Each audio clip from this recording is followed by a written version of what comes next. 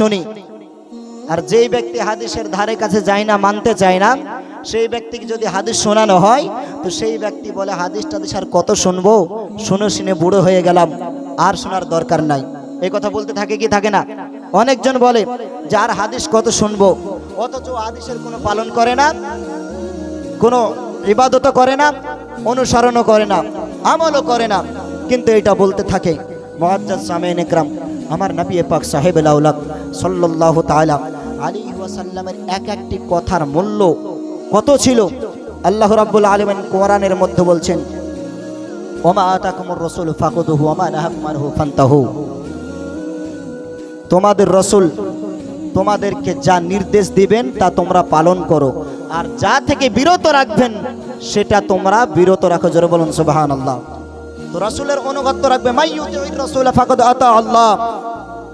রাসূলের অনুগত্যই হলো আল্লাহ রাব্বুল আলামিনের অনুগত্য। জোরে বলুন সুবহানাল্লাহ। রাসূলের অনুসরণী।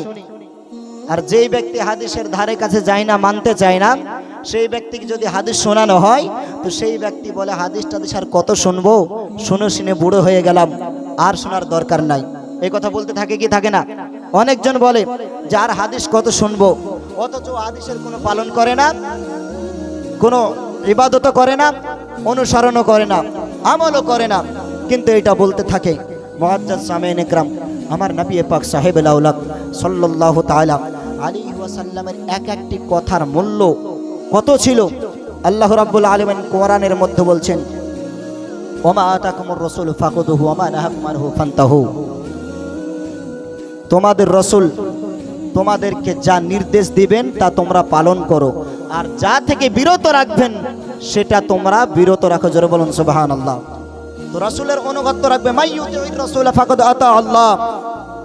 রাসূলের অনুগত্যই হলো আল্লাহ রাব্বুল আলামিনের অনুগত্য। জোরে বলুন সুবহানাল্লাহ। রাসূলের অনুসরণ, রাসূলের